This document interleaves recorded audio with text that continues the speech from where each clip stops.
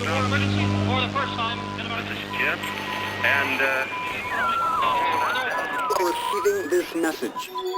We are Ken Jennings and John Roderick. We speak to you from our present, which we can only assume is your distant past, the turbulent time that was the early 21st century. Fearing the great cataclysm that will surely befall our civilization, we began this monumental reference of strange and obscure human knowledge. These recordings represent our attempt to compile and preserve wonders and esoterica that would otherwise be lost.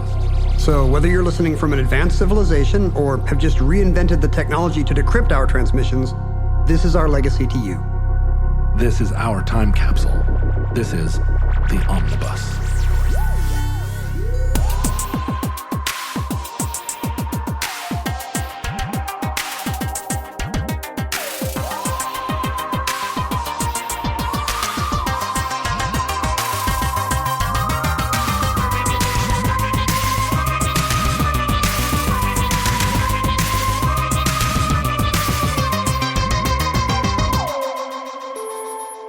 You have accessed entry 495.JE3623, certificate number 12598, 4-leaf clover.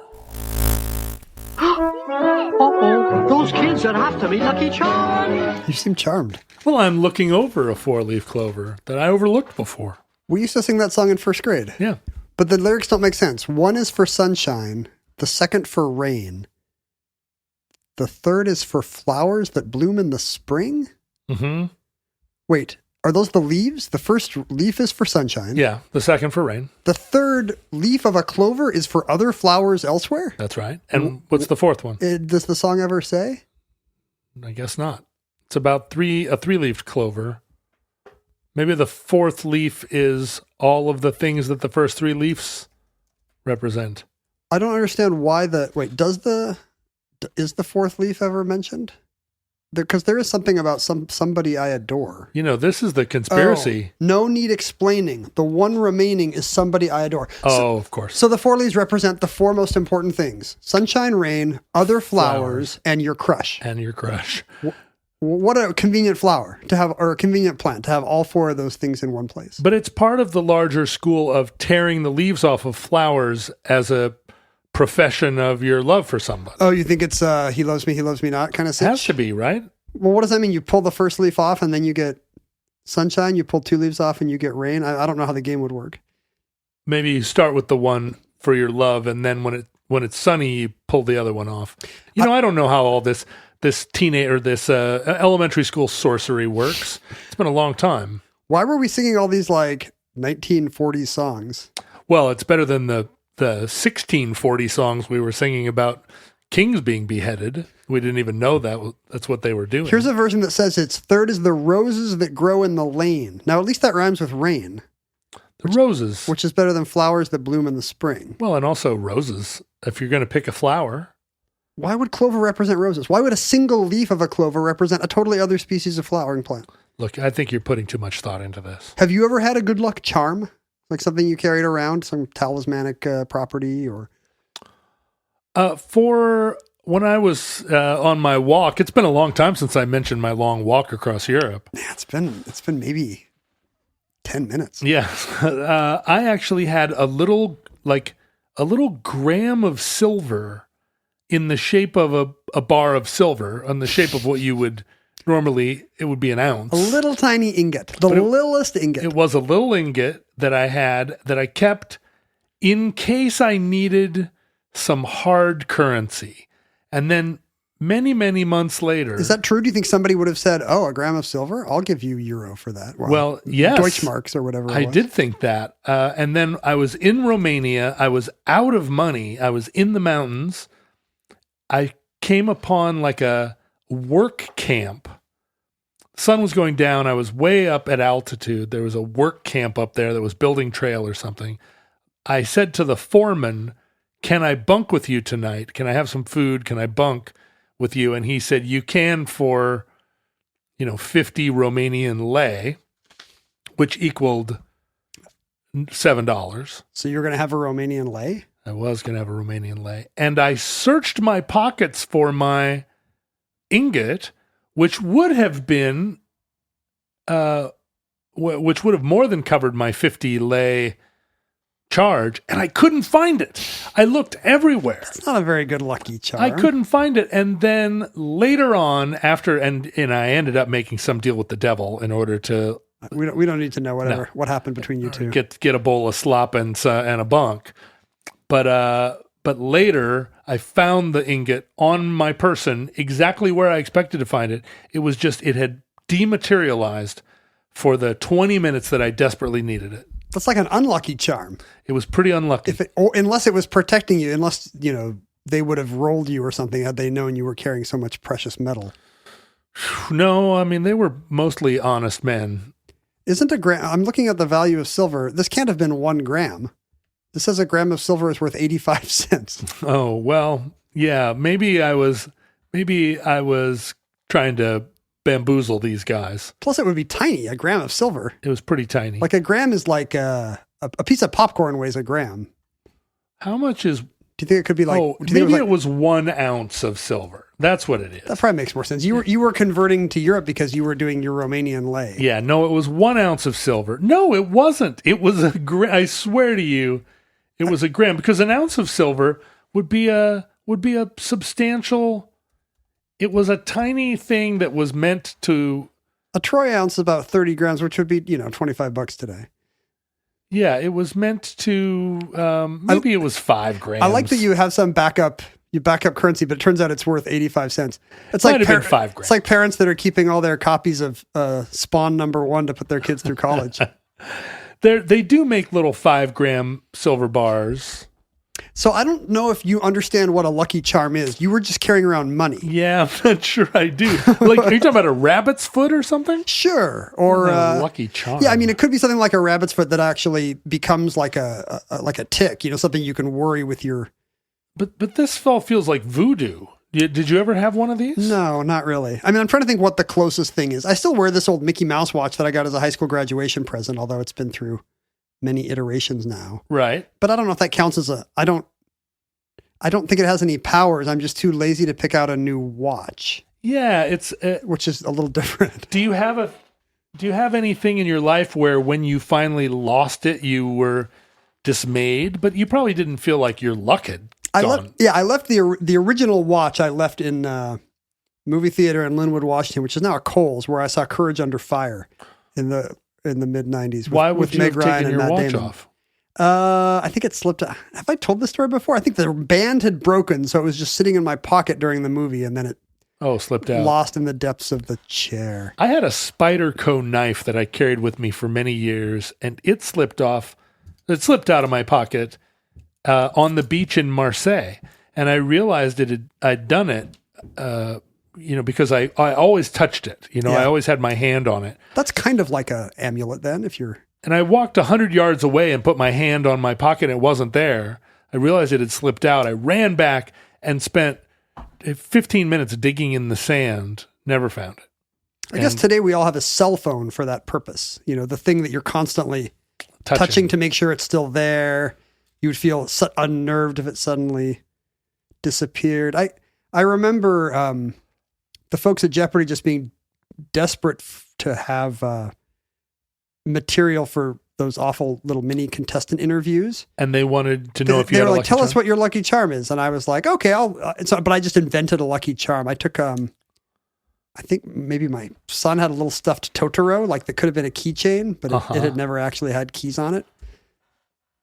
I don't know where it came from. I just kept that in my suit pocket that day. And I was like, yeah, this is Totoro. This is my lucky charm. Don't know what I would do without him. But that was literally the only day I ever had Totoro. You were just faking it.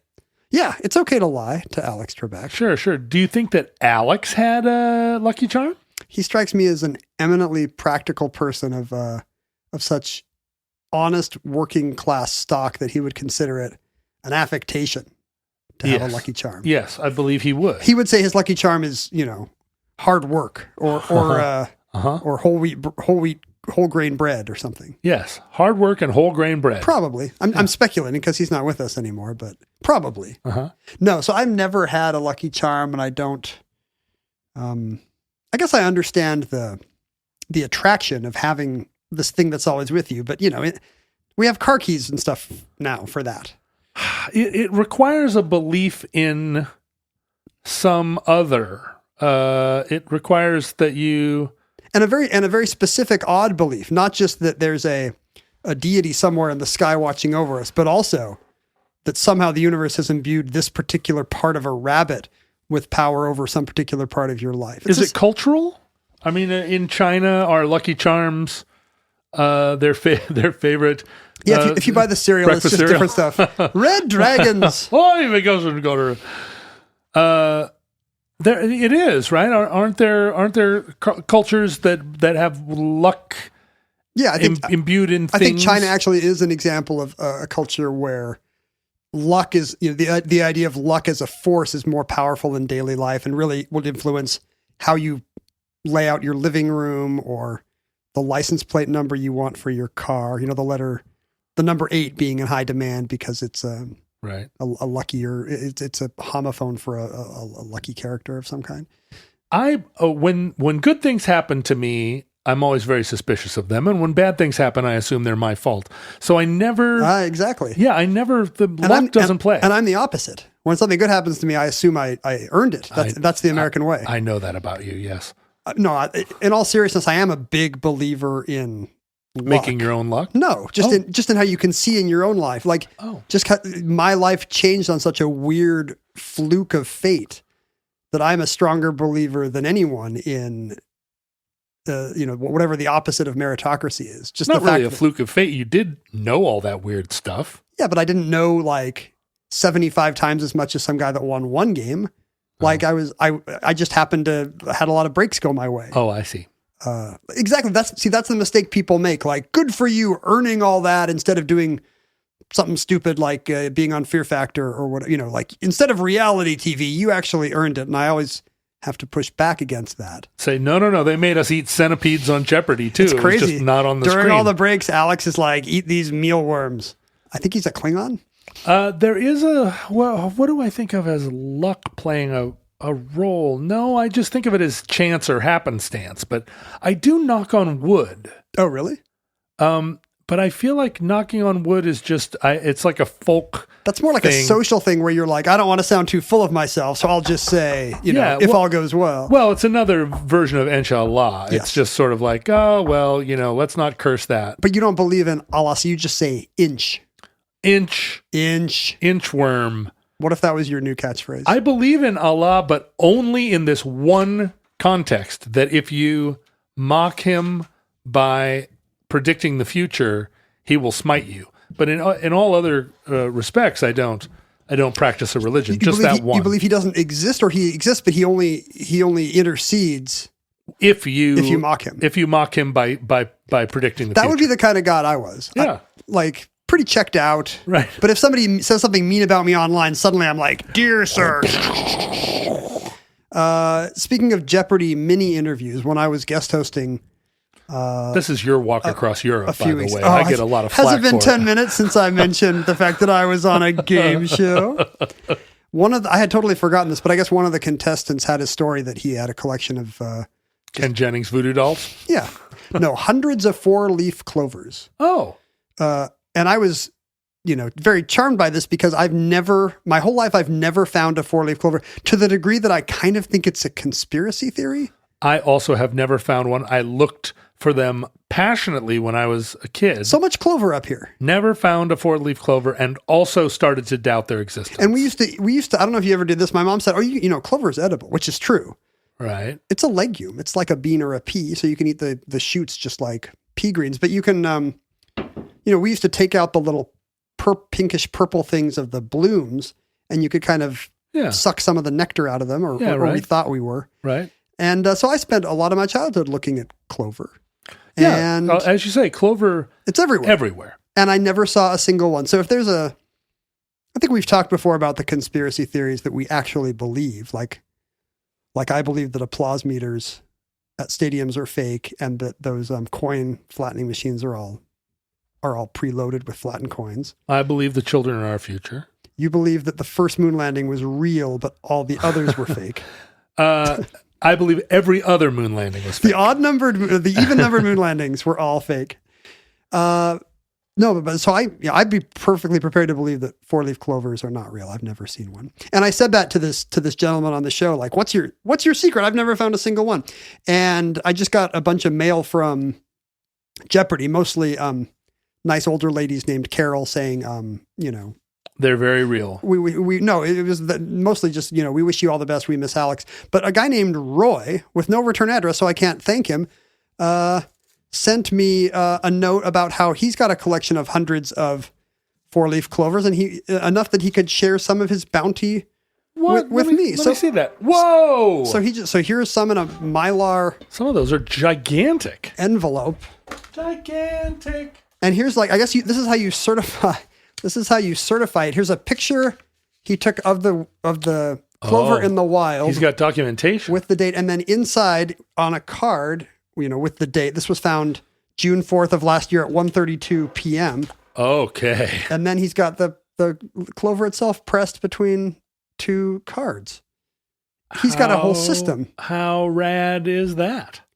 And I wish I could, I assume Roy does not listen to this podcast, but I was so delighted because until this moment, yesterday, opening this mail, I had no belief in 4-leaf clovers. Oh, wait, this is not part of Omnibus Mail. This is just some guy, some Jeopardy fan. Yeah, and he sends it to Sony Pictures, attention, Ken Jennings. You said you didn't have a 4-leaf clover. Well, and he blew my mind. Well, I love it. I love that, and I'm glad that now you have a 4-leaf clover. I'm going to have to keep on keeping on until one comes my way. And that concludes 4-leaf clovers. Entry number. No, I was interested, briefly interested yesterday on getting this 4-leaf clover in the mail because it really was like just. This just happened, though. I mean, you talked about this many decades ago, right? On Jeopardy? No. This was another contestant to me bragging about his. That was his interesting story, having a 4-leaf clover. You hosted when I was guest hosting. Oh wow! It's a double, triple walk across Europe. Yeah, I got to mention the whole thing, and then. But do you think if you're a guy like Roy that just has hundreds of these filed away that it loses some of its talismanic quality? Well, no, because he's documented it. I'm just surprised he could let it go. It's probably a different thing for him. For him, it's more like geocaching or something. Just the quest of the hunt in nature. You think it's like someone who has 1,000 ceramic pig salt shakers? Exactly, or the acquisitive principle of the collector. It's a much better thing to acquire than pig-shaped salt shakers. They're extremely rare, and pig-shaped salt shakers, unfortunately, are not. Are you saying that 4-leaf clovers are genuinely rare? They are often estimated to be about 1 in 10, to occur in 1 in every 10,000 clovers. So to find one is really like a special event. Well, yes and no. I'm not sure.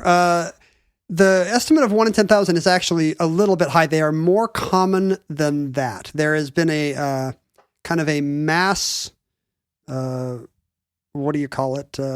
Hysteria? Yeah, there's been a mass hysteria around 4-leaf clovers. Mm-hmm. No, what do you call it when you crowdsourced project out of Switzerland that has recorded the number of 4-leaf clovers found using as a proportion of other clovers, so you take an area of ground the size of an A4 sheet of paper, you count the number of clovers, then you count the number of 4-leaf clovers and move on. And they have 5.7 million clovers in the last few years of their research. Nerds. And what do you mean? Totally normal way to spend your time in Switzerland. And they have found the proportion is actually 1 in 5,076. Whoa. Clovers are on the way up, but that's only in Switzerland. Those are Swiss clover. They've been looking by. They have data from 5 different countries in Europe and multiple species. Nerds. What do you mean? And they don't believe there's much variability within, between nations or species. So it's a matter of belief now. Yes, they have. Well, they don't think they have big enough sample size of any particular, like any differences between countries or species may just be a matter of just not having a big enough. Come to Seattle. We size. have a lot of clover here. I wonder what kind of clover we have. Even if you ask the Irish, what their traditional shamrock is. And by the way, A shamrock is not a four-leaf clover. Is this a mistake you've ever made? It's a mistake I have made Constantly. 100% of the time. You go to McDonald's and you say, "I'd like a Four-leaf clover clover shake," and they say, "Sir, I haven't had a please shamrock step shake outside." in so long. Have you? Do they still have them? I guess every March. They're like the menthol cigarettes of shakes. What does that even mean? I'm not sure. Wealthy African Americans love them. What are you talking about when you say that four-leaf clovers and shamrocks are not the same? The shamrock, the symbol of Ireland, is actually a three-leaf clover. This is important What? to the cosmology because the legend is of St. Patrick using the clover as an object lesson to explain the Trinity So one is to one dumb is Pete-eating dumb Kevins in Dark Ages Ireland. one is the sun, one is the rain, and one is the You got- Pentecost. One is the Father, right. one is the Son, and the third is for flowers that bloom in the spring. I have never understood what the Holy Spirit is, if not the Father and the Son. It's the third leaf of a clover. So you didn't have St. Patrick to explain this to you. It's all one clover, but look how it's manifested in three different leaves. And apparently this was the object lesson that led these mud-streaked Irishmen to embrace the religion, to embrace Christianity.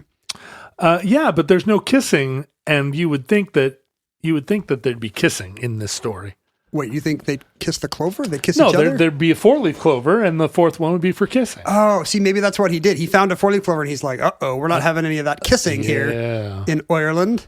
Okay, so now I'm thinking of the Irish flag. I'm thinking of it not having any kissing in it. It doesn't have a big clover in the middle. I don't know what you're picturing. Oh, no, it's got a harp, right? Or is that just the symbol for Guinness? No, the harp is on their euros.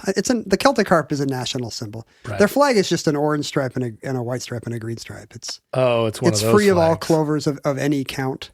But we have that's a conflation that we have. It's a misconception here in America that I think because the association with luck, and we put a little leprechaun on every time you see a little clover, there's a leprechaun. The leprechauns are only big in America. Like it's a very small part of Irish myth. Leprechauns? Yeah. They have there are fairies in Celtic mythology, but the leprechauns are not central to their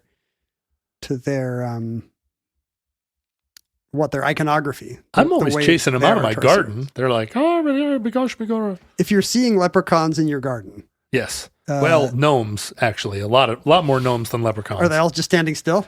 No, they keep peeking out from behind plants and going, we're not gnomes. And do you think they're telling the truth? I can't tell. There's That's one the thing gnome about that always gnomes. tells the truth and one gnome that always lies. We're not gnomes. And they keep saying they're not gnomes. You'd think that the idea of the four-leaf clover as some powerful talismanic thing predates, you think it would be a druid symbol or something predating St. Patrick. No one knows who they were. Or what, in fact, they were doing. In fact, there is no mention of a four-leaf clover as lucky or special until the 19th century. Oh, I thought you were going to say the 1970s. Until the 1970s.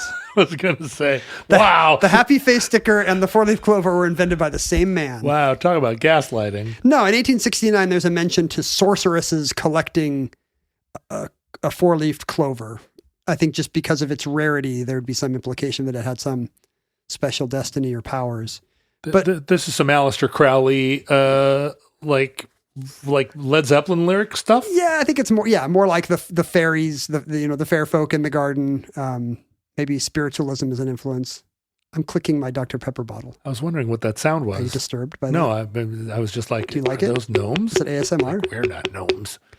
And then the first mention of it as a lucky thing is 1877, a child's letter to an American children's magazine saying, is it true what they say about four-leaf clovers being lucky? So this is the star on the Tootsie Roll. Basically, yeah. If there is centuries of tradition about the power of the four-leaf clover, it's lost to prehistory because there's no extant mention of them before the late 19th century. I feel like the current or the contemporary example is if you can find Tillamook old-fashioned vanilla in the ice cream aisle at QFC, it is they have French vanilla, but old-fashioned vanilla is like the four-leaf clover of ice creams. Did you see Tillamook shrunk their cartons and kept the price the same? I'm so infuriated when I went in, and that just happened. Yeah. Went into the supermarket and I was like, am I bigger? You villains. Did my hands get bigger? Why can I palm a Tillamook now? I have to get two now. I think it's a healthy choice. I'm just going to eat proportionally less Tillamook. It worked. It did not work for me. The Irish four-leaf clover, I think because of the symmetry, it's not Irish. The symmetry of the four-leaf clover makes it good as a logo. For a long time it was the symbol. I think it still is a symbol for 4-H. Well, yeah, it has all the H's. Yeah, all 4 H's. What does 4-H stand for? One of them is heart. One of them is hands. Home and hearth. Head, hoe. Hands. What do farmers need? They have a hoe, right? Your head, your hands, your heart, and your hoe. And your hoe. Yeah, that's all you need to conquer the frontier. Yes. Heart before hose. That's what they say in 4-H. It's also a symbol of, now that it's become a symbol of good luck, Alfa Romeo has paints it on their race cars. Right. SpaceX puts it on every rocket. Really? Which so far is not working well. That seems like really tempting God. Right? Well, it sort of shows that it's not a great show of support, faith in your technology, right? As you keep, and just in case, we'll paint a four-leaf clover on this one. Can't hurt, right? Did they paint a 4-leaf clover on that 57 Chevy or whatever they threw up there? They should have sent an Alfa Romeo. Unfortunately, which I didn't know, it's also now the symbol of 4chan. Oh yeah. That's been true since the beginning. I didn't know that. I guess is that what the 4 in 4chan means? No. Each chan is a leaf. I don't think it is. I don't think because 8chan didn't put up There's not an 8-leaf clover. 8-leaf clover. By the way, 8-leaf clovers do exist. Did you know that? They must be even rarer. They are. If 4 is rare, according to this Swiss project, they have found 5 and 6-leaf clovers in big enough quantities to have numbers. One clover in every 24,390 is a 5-leaf clover. So a quarter again the luck. 25 now 25% luckier. And a 6-leaf clover, 1 in every 312,500. So it's the multiplier is 5 or 10 each time. How many 8-leaf clovers in that case? There must be 8-leaf clovers because the current record is held by one Shigeo Obara of I think Iwata prefecture in the north part of Honshu, Japan, who has found 18 and 21 leaf clovers. And as a result is in Guinness. You seem skeptical. Well, you think Shigeo is falsifying these clovers? I think Shigeo is a fake name anyway, but yeah. Oh, this is your conspiracy theory. This person doesn't exist. Yeah. Guinness is inventing fake Japanese people to taunt us with their accomplishments. How would we know that that's not true? You could go to North Honshu. Who's ever going to do that? You and I do. You and I could. What if we did? What if for the first time we did firsthand research? We're like, let's get to the bottom of this instead of just summarizing a Wired article from 1998. You know what? It turns out jet fuel can melt steel beams.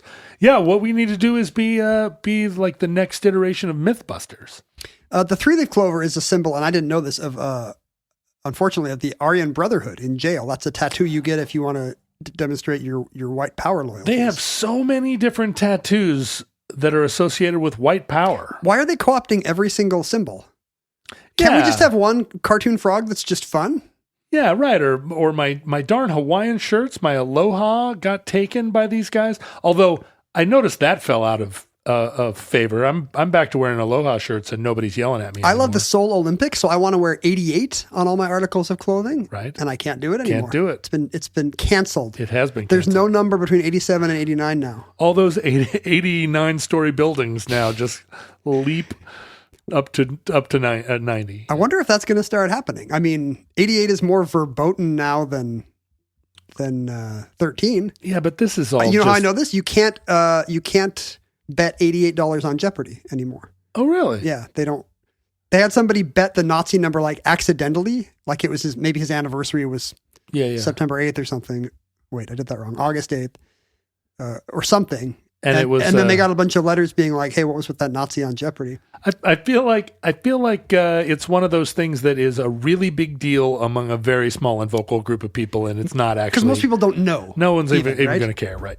Like if you. Yeah, there's other things that 88 is associated with. Jeopardy, right? Well, it's an extremely lucky number in China. It's the luckiest 2-digit number in China. It's the atomic number of radium. Yep. That's an important and very lucky element. As you know. Yeah. No athletes appear to have worn... it's the number of keys on a piano. I guess that's the main thing. 88 key piano, that's sure. right. Mandy Patinkin's pianist character in Dick Tracy, 88 keys. As a result, now canceled. You can't watch Dick Tracy anymore, or you can, but Mandy Patinkin is pixelated out. I'm looking for other... 88 miles per hour in Back to the Future, of course. Sure. The crazy 88s in Kill Bill. The most famous. Oh, this is interesting. The same kind of alphanumeric thing that makes 88 equivalent to HH for Nazi purposes also means it's short for hip hop. So in rap circles, at least before it got repurposed, did you know 88 is Navy slang for what? I don't believe this at all. 88. 88 is going on here. Huh. 80, it's like who's on first routine? Ocho y ocho. That's probably why. If you go to Ireland and ask them what kind of clover the shamrock even is, there is no agreement because there's many different species of clover. 46% of Irish people identify the hop clover as a shamrock. 35% say it's the white clover. To 7% it's the black medic, which is not even a clover at all, but is in fact a clover-looking plant. And 4% say it's the red clover. The thing is, there's a lot of plants that look like clover. A lot of wood sorrels kind of look like clovers. And in fact, there is what's it called? They just changed the species name. Oh yeah, Oxalis tetraphylla is a non-clover plant. It's sometimes called the iron cross. It's an edible forest green, although it has a lot of oxalic acid in it, hence the genus Oxalis. And you want to limit how much of this you eat, John. Limit how much of this iron cross you eat because it'll bond to the calcium in your body and weaken your bones. I'm going to have to start making my smoothies with something else. But this is a clover-like plant that is always four-leaf. That's why it's called tetraphylla. So how does one know when one is a child out collecting four-leaf clovers or trying to, that you're not getting it wrong and collecting some poisonous plant? Well, the iron cross is, I've seen pictures of it. It doesn't look that much like a clover. The leaves are very large. They've kind of got this purple coloration that doesn't really look like clover. Well, the clover that our friend sent us here, the one that's small that has an accompanying photograph, looks like a clover to me. It's the whole flower is about the size of a nickel. But then he also sent some really big ones that don't seem like clover at all. These could be different species of clover, or they could just be, different sizes of this. Maybe he cut this one off in its prime. Yeah. It was not well understood for many years why some clovers grow an extra leaf. Could it be some environmental factor about the soil? Is it a somatic mutation? We now believe, thanks to the work of Rebecca Tashiro, a grad student at the University of Georgia in 2010, that it is a recessive gene. Oh. Much the same way that... your blonde hair and blue eyes exactly. That, three-leaf clover is the dominant genetic... What do you call that? Phenotype? Is that what it's called? Let's call it that. Well, just for now on, it's a phenotype. Phenotype. For a clover, but there is a recessive gene. And she did this by mapping the whole genome of a certain species of clover, which turned out to be more complicated. This particular clover, for whatever reason, had two totally separate genomes. And she was not that interested in four-leaf clovers. She was actually hoping to... create a golem that conquered the world? She was a food science student studying alfalfa, which is a valuable animal silage. Is that what you call it? Yes. Good job. Nice word. A phenotype? It is. That's the phenotype. I'm just going to use phenotype for everything I don't know what means. I'm going to use silage. And so she was trying to figure out which genes in alfalfa led to certain leaf appearances and shapes and sizes and whatever. And one of the genes she isolated was the one that grows an extra leaf in the clover species. So what you're saying is that an evil villain like Elon Musk could, just like mining Bitcoin, could be out there genetically manipulating clover so that they are making clover in labs that are going to concentrate the luck on them. Yes, you would think that four-leaf clovers would be a perfect solution for a green equivalent of Bitcoin. Yeah. Because just like Bitcoin, it takes hours of work to mine one. Tons and tons of pollution is created. They're easy, but they're not. There's no pollution created by picking clovers. Oh, because the clovers actually suck up the pollution from the Bitcoin. That's the thing. It's a reciprocal. Instead of running some massive electricity sucking server farm somewhere, you're walking in the woods, running your hands through clover. What could have a lighter carbon footprint? But you have to be employing former Nazi doctors to be to be creating this clover. Well, that's the problem. There does seem to be A Nazi connection again? I'm afraid not, but there do seem to be secret agricultural techniques you can use to produce 4-leaf clovers. And I'm not saying that Roy here did not find these, because there are people who have just found tens of thousands of clovers. And I read an account of a woman who said, yeah, it's actually really easy once you're used to it. You just have to train your eyes to, when you look over a sea of clover, you're going to see triangles. I believe that. And you need to look for the square. You just need to train your eye to focus on the clover that seems to be a square. As a longtime clover hunter who never once found a square, I can think of times where I've been, sort of on my belly in the clover, searching. I mean, you can't touch every one, so you start looking with your eyes. I just never. Do you start with touching them to see if they feel like a 4-leaf clover? Is this a 4-leaf? Is this? Are you blindfolded in this scenario? No, that's the crazy thing. I'm looking away. I'm watching. I'm watching Batman on my phone. Do you feel like in general you're good at looking for things? My eyesight isn't my best sense. I don't think for me, it's not eyesight. It's cognitive. Like I am got to be in the lower 20% of looking, like visual learners. Because twice a week, my wife will be like, it is literally in front of you on the counter. No, it's not. Yes, it is. I do feel like I can see around corners. I can see through the mists of. Are you the one in your household that's like, honey, you're not looking. It's right over on the table. No, it's more like in a crowd. I can see the sniper. I can see the sniper. Right. I see the kid throwing a suspicious package in the garbage can through all the hullabaloo. He'd kill us if he had the chance. What I was going to say is they must clump even in nature, because there are world records like Guinness records who has found the most 4-leaf clovers in 1 hour, and the record is 451. Guinness needs to get a life. That's 8 a minute almost. Yeah, they must clump. Which would be 1 every 7 seconds. Well, as a recessive gene, you would think that when however clover breed, exactly, we'll find out from our future clovers, sentient clovers. They'll send in their sex tips. Yeah. Yeah, I mean, it's consistent with an environmental factor, something in the soil. The soil here is very alkaline, and therefore the clovers have an extra leaf. But you're right; it's also consistent with a recessive gene, and these clovers grew from those. That seed is what seeded. Right. But as I was alluding to, there are ways. We can never use this as Bitcoin because there are ways to force clover to grow a 4th leaf, and I just don't know what they are. Is it it's top secret? Their mom smokes cigarettes?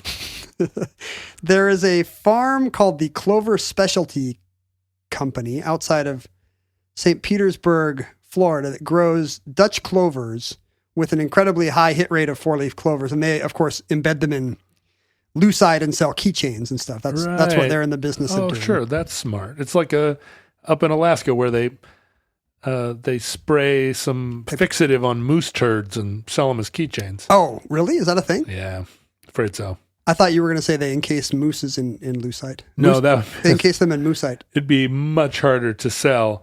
No, in the 70s and 80s, they used to have little moose turds on the end of swizzle sticks back when swizzle sticks were a thing. Yeah. Yeah, little you moose turd swizzle sticks. Isn't there a little dry moose turd powder that's falling into your drink? No, they cover them with plastic somehow. Oh, it was a whole thing, but the 70s were a very corrupt time. I don't know much about the cocktail culture of Alaska in the 1970s. Did you ever see someone collect swizzle sticks? Yeah. That was a thing. There was. And so, yeah, swizzle sticks. They'd have a little heart on them. Yeah, and the name of the bar. Yes. I think people realized you don't need a swizzle stick.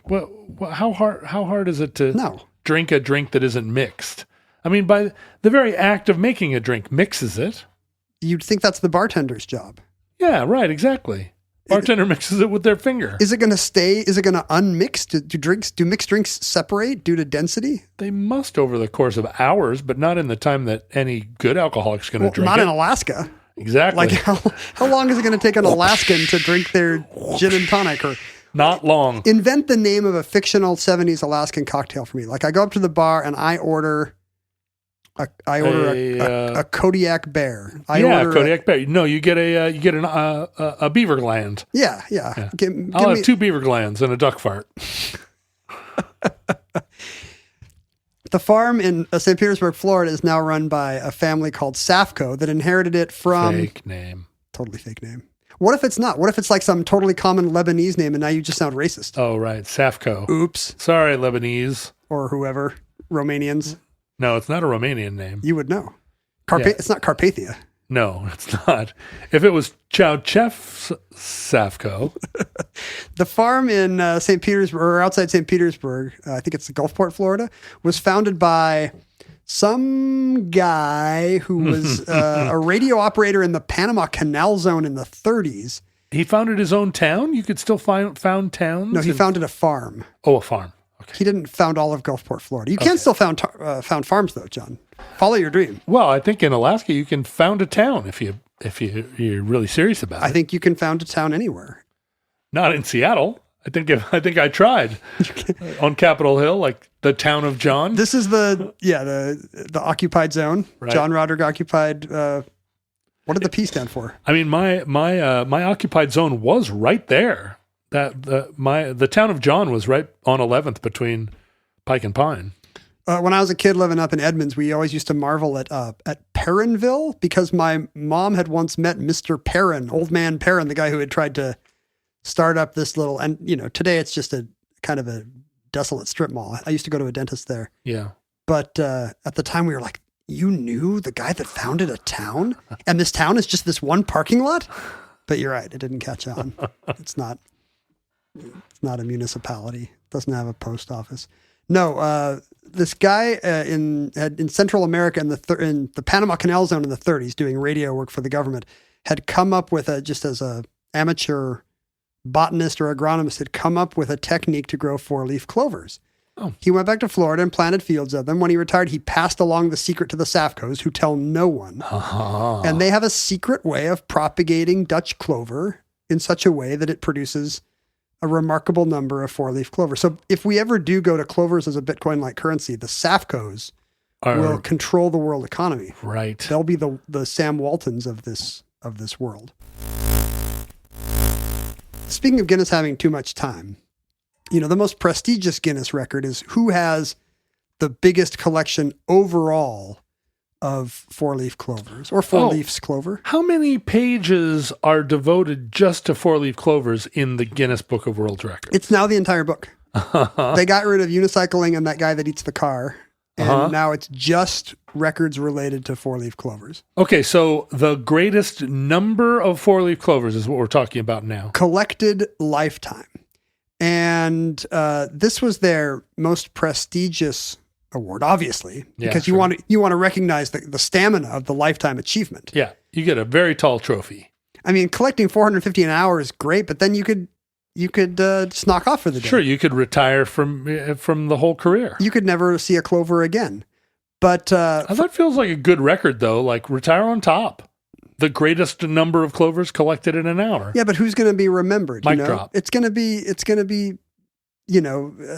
Hank Aaron, 700 and whatever home run careers. It's not going to be some weirdo that hit 3 home runs in a game or 5 in a doubleheader. Right. Okay. So what is it? What is the greatest number? The record is currently 111,060. 111,000 clover. And it belongs to an Alaskan, you'll be delighted to hear.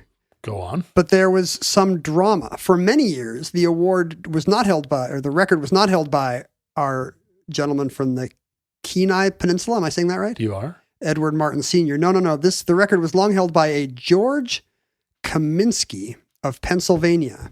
This sounds like the Donkey Kong high score controversy. It is, and including the fact that there's a good one and an evil one. Because George Kaminsky took up his collection while he was serving between 30 and 133 years for shooting at a police officer. He had actually done 5 years for burglary to support a heroin habit. And then while in prison, I think still in prison for burglary, he faced trial again for firing at a cop. So he's collecting 4-leaf clovers just in a prison yard? In various state prisons in Pennsylvania. One day, I guess the story goes, he's giving advice to a new inmate, or fish, as they call them in Shawshank. Oh, all right. And he says, he's giving whatever kinds of advice you give to the new guy. Listen, kid. On your first day in prison, find the biggest four-leaf clover and pick it, or whatever you say. Yeah. And he's out in the yard, and he sees, as he's telling this guy, you just gotta, you can do anything you set your mind to. And just then he looks down and he sees a four-leaf clover, and he thinks this is a sign, and he picks it up. And that's the first one in his collection. And he notices that the prison yard here has an unusually high number of four-leaf clovers. And furthermore, he finds out that the Guinness Book of World Records for a lifetime clover achievement is only 7,000. So he thinks, you know what? This can be done even from prison. Well, what did these four-leaf clover do to get put in prison? They were born in prison. That's what's so tragic. Yeah, that is bad. They're a second generation. Within 4 months, he has collected 13,302 clovers from the yard and has, effectively doubled the world record. But the Guinness people don't want to recognize him because he's a con? No, you can. That's not disqualifying. Oh, all right. Just like you can still vote in most states. You can still have a record while you're serving 133 years in Pennsylvania for shooting at a cop. He was transferred to a different prison a few months later, but he struck a deal with the new warden. Can I bring my clover? Because he's the clover man of Alcatraz at this point. He says, can I go look for clover in the yard? And the warden says, if you pick up cigarette butts, you can keep all the clovers you find. So over the next decade, he amasses 72,927 clover. Is this the thing where he's like totally scaring other inmates because he's just like this guy that's out like you're making crazy eyes, except it's about clover. Would you be intimidated by the clover collecting guy in prison? Does feel a little bit maybe extreme, especially he's a cop shooter too. So yeah, I mean it might be the opposite thing. Like look at this. He's got to have tough guys with Aryan Brotherhood tattoos to once they find out he's the. It does seem a little soft. Yeah, it's like a little Ferdinand the Bull. Andy Dufresne listening to opera. Yeah. Right? After 10 years, he gets transferred to a, what do you call it? Minimum security prison? That's what I would call it. In Mercer, Pennsylvania. You would call it silage, I believe. Mm-hmm. You'd call it a silage prison. Right. I'd call it a phenotype prison. Gimcrack prison. Yeah, it's a real gimcrack minimum security prison in Mercer, Pennsylvania. And why did he get off so easy? Oh, it's probably that the clover makes everybody trust him more. Good behavior? Yeah. that's the best behavior. He's found something to channel his life into that's not heroin, burglary, or assault on law enforcement. Unfortunately, this minimum security prison, which is I think everyone else would think of as a pretty plum assignment, has no four-leaf clovers. Has no clovers at all in the yard. They put preen down. So right. So suddenly he's worried because his record is now in jeopardy. Uh-huh. Edward Martin Sr. was born in Brooklyn, but he always liked the little patches of grass and clover sticking up through the asphalt and the concrete. And he would always be able to, even as a kid, he could always find a four-leaf clover. He was a cloverman from the very beginning. Clover person, cloverphile. Uh-huh. And later in life, when he he moved to Alaska in the 50s and spent decades, doing Alaskan stuff, roads and pipelines. That's a very good time to move to Alaska if you're going to have bragging rights. Respectable Alaskan life. Yeah, that makes him a real early adopter. It does. 57, it's before statehood. Yes. By 2005, he's now a retiree with, fixed income, but no fixed address. He's just a guy in a motorhome. And he spends his days driving. The most Alaskan story. Like everyone else in Alaska. Driving around to different parts of the Kenai Peninsula, spotting moose and bald eagles and going for a walk and finding more four-leaf clover. It's just what he does every day. Right. And I think it dates back to when he was building roads and pipelines. This is a guy who was out in the woods and would keep his head down and would spot four-leaf clover everywhere. Yeah. And so as Kaminsky's record stalls in his new minimum security prison, Martin is still building his numbers. And Kaminsky, being interviewed about this, worries to reporters. Do they know about each other? Or are they like... They do. Oh, they okay. do. How did...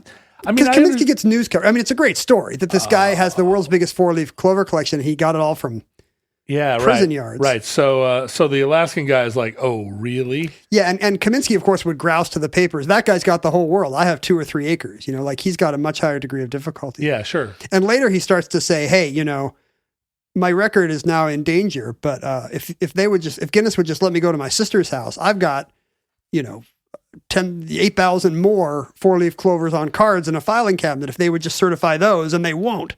Oh, so he started right, because they could have been collected by anybody. He started complaining about the technicalities of Guinness's clover counting. And in May 2007, Kaminsky, still in prison, gets the worst news in the world, which is the Guinness has certified Martin's new record, which, as we've heard, is now up to 111,060. I feel bad for the prison guy. I feel bad for the cop killing burglar. Yeah, he didn't kill the cop. I think he fired near a cop, but they don't take kindly to that in Pennsylvania. It was maybe a fatal blow to Kaminsky, who I found a record of his death the following February. I think he died still incarcerated. Of a broken heart. Right. Pink hearts, orange moons, yellow clovers. And as a result, to this day, I believe Edward Martin Sr. is still alive and is still the Guinness record holder. You don't lose a record when you die. Right. You'd think it would just be for living records, but no. No. I mean, Hank Aaron. Oh, no, I'm wrong. Here's his obit. He died also. He died in April of 2013. Here's his obituary in the Frontiersman. Is this an Alaskan paper of note? The Frontiersman, yeah. Served in the Korean War as a Navy submariner. He once collected more than 1,000 in a single day and had to enlist the help of his great-grandson to help preserve him. Can you imagine being that poor great-grandson? Oh, so he also has the most in a single day record. I guess, except probably not, because whoever the woman is with 451 in an hour. It's an hour versus all she had a to day. do is put in 2 more records. Well, no, she like you say, she won, and then she went to the tavern for a beer. He believed that Alaska was the luckiest place on Earth. Do you believe that Alaska is the luckiest place on Earth? It sort of depends on what you're looking for. But there's an awful lot of luck up there. There's a lot of saloons with luck in the name. There are. I assume. There was a great hamburger restaurant. Oh, it's still there. Great hamburger restaurant downtown in Anchorage called the Lucky Wishbone. My dad knew the owner, and we used to go there all the time. I don't want a burger at a place named for a bone. Well, I prefer my fast food boneless. Yeah, but it's a Lucky Wishbone is from a turkey. Still. But this is a burger Did they restaurant. also serve like a turkey dinner or a steak and chops? All I ever had there was a burger and a milkshake. I mean, we used to go there all the time. It was one of the special things my dad and I would do. Go to the Lucky Wishbone. I don't think a burger place should be named after poultry. That's a principle I stick to. That's what I mean. Like that restaurant called Bonefish. Exactly. I feel like that is the last thing you want in a fish. I think you now complain about Bonefish Grill once per show, and now they'll never sponsor us. Well, we'll see. So I already talked about that on Omnibus, didn't I? Bonefish. I don't remember. Or is that just something that you and I were talking about? Were you and I sitting around complaining about chain restaurants like usual? Like usual. Anyway, so now that both these men are apparently dead, there is an opening if you would care to find more than 111,000. I have found 0. I know. Like you and I are not on pace. No. But clover is coming back. Clover was a common lawn seed as late as the 1950s. Oh, right. As a ground cover. Yeah, just as a postscript to this, people would love the lush, drought-resistant green that would be provided by clover in their lawn, kind of the idyllic meadow-like vibe. Is it year-round? If you have a lawn of clover, does it just propagates? Yeah. Clover stays green all the time. It doesn't. I was reading a list of benefits of clover in your lawn, and I gotta say, I was kind of sold. Really? It doesn't turn brown when dogs pee on it. Nice. It stays green in summer when there's low rainfall. I support it. It's delicious for bunnies to chew on. How do you get it to grow? It grows everywhere. Like clover's a weed, and it keeps out other like noxious weeds. So it's got those beautiful pinky purple flowers. Yes. Really no downside. And so it's become a popular xeriscaping option, as we mentioned in the grass show, for people who are realizing that a perfectly manicured uniform, that's what killed clover and lawn seed, is people just wanting this uniform carpet in their Levittown in the 50s. Boo. And so kind of the return to nature, our new romantic idea of what a lawn can be to use less water, whether that's rocks and succulents or a lush field of clover. Clover's coming back, and maybe that means we'll all get lucky. And that concludes 4-leaf clovers, entry 495.JE3623, certificate number 12598 in the omnibus. Futurelings, in the unlikely event that social media still exists in your era, in the unlikely event that either Ken or I have, in the few remaining years of our lives, We choose to redevote ourselves to end up collecting more than 100,000 clover. A 6-digit number of 4-leaf clovers. You can find all of this archived at Omnibus Project on social media. You can find Ken on social media at John Roderick. Go to at John Roderick for all of Ken's greatest tweets. No, go to at Ken Jennings for Ken's greatest tweets. You can find me or reference to me in various places on the internet, including my Patreon at John Roderick. You can email us at theomnibusproject@gmail.com. You can support our show with your hard-earned dollars and with your plastic-encased moose turds and 4-leaf clovers at patreon.com/omnibusproject. No, only with money at patreon.com/omnibusproject, but you can mail your plastic encased moose turds and 4-leaf clovers to P.O. Box 55744, Shoreline, Washington, 98155, and you can socialize with other Futurelings under the heading Futurelings at all social media. You don't have to send us your 4-leaf clovers. John and I each have one now, thanks to Roy. And also, you don't have to send us any moose nuggets. So you can send. We're good. You can send your, if you have a 4-leaf clover, or if you have more than one, pass it along, redistribute the luck. Yeah, send a salami to your boy in the army. But we're good. And send a 4-leaf clover to somebody in prison. We got a couple postcards today to the P.O. Box. Ramon from Chile. Hello, Ramon. He says, I noticed you get a lot of mail from the U.S., and he just wanted us to know we have a fan in Chile. This is required 1,010 Chilean dollars in stamps to get here. So thank you for your sacrifice, Ramon. Does he have a return address? Where in Chile is he? Santiago, apparently. It's a nice town. I've never been. It's a penguin Antarctic postcard. But you have been there. I have been there. Does that count as Chile? Yes. I've seen Chile because I've seen across the mountains in Tierra del Fuego, but I never actually crossed the border.